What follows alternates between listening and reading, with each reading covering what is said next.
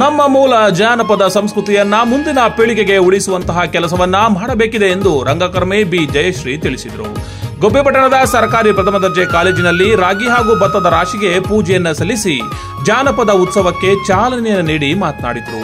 ವಿದ್ಯಾರ್ಥಿಗಳು ಚಲನಚಿತ್ರ ಗೀತೆಗಳು, ಪಾಶ್ಚಿಮಾತ್ಯ ಗೀತೆಗಳಿಗೆ ಮಾರು ಹೋಗಿ ನಾಟಕ, ರಂಗಭೂಮಿ, ಜಾನಪದ ಹಾಡು, ಕಲೆ, ಸೋಬಾನೆ ಪದ, ಹರಿಕತೆ ಮುಂತಾದವುಗಳನ್ನ ಕಲಿಯುವ ಮೂಲಕ ಜಾನಪದ ಸೊಗಡನ್ನ ಉಳಿಸಬೇಕಾಗಿದೆ ಎಂದು ಅವರು ತಿಳಿಸಿದರು.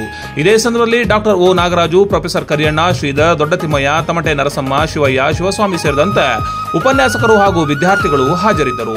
ಇದೇ ಸಂದರ್ಭದಲ್ಲಿ ಉಪನ್ಯಾಸಕರು, ವಿದ್ಯಾರ್ಥಿಗಳು ಜಾನಪದ ಹಾಡುಗಳಿಗೆ ನೃತ್ಯವನ್ನ ಮಾಡಿದ್ರು. ಬಸ್ ನಿಲ್ದಾಣದಿಂದ ಸರ್ಕಾರಿ ಪ್ರಥಮ ದರ್ಜೆ ಕಾಲೇಜಿನವರೆಗೆ ಎತ್ತಿನ ಗಾಡಿಯಲ್ಲಿ ಮೆರವಣಿಗೆ ಮೂಲಕ ಬಿ ಜಯಶ್ರೀ ಅವರನ್ನ ಕರೆತಂದರು.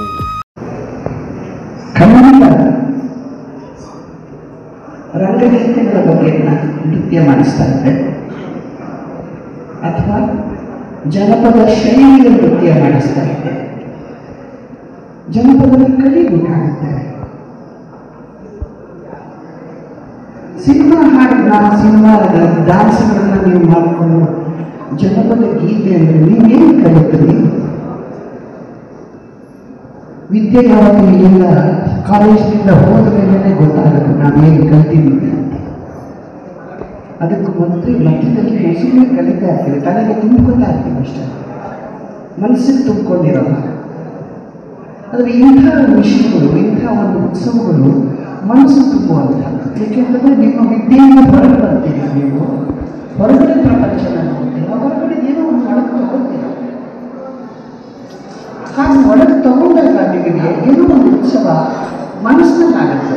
ಮನಸ್ಸಿನಲ್ಲಿ ನೀವು ಉತ್ಸವ ಪಡದೇ ಇದ್ದರೆ, ಉತ್ಸುಕತೆ ಇಲ್ಲದೆ ಇದ್ದರೆ, ಸಂತೋಷ ಇಲ್ಲದೆ ಇದ್ದರೆ ಉತ್ಸವ ಹೇಗಾಗುತ್ತೆ? ಅಳ್ತಾ ಉತ್ಸವ ಮಾಡೋಕ್ಕಾಗುತ್ತಾ? ಇಲ್ಲದೆ ಇದ್ರೆ ನೆಕ್ಸ್ಟ್ ಅವ್ರನ್ನ ಕರೆಯಕ್ಕೆ ಹೋದ್ರೆ ನಮ್ಮನ್ನು ಬೈತಾರೆ.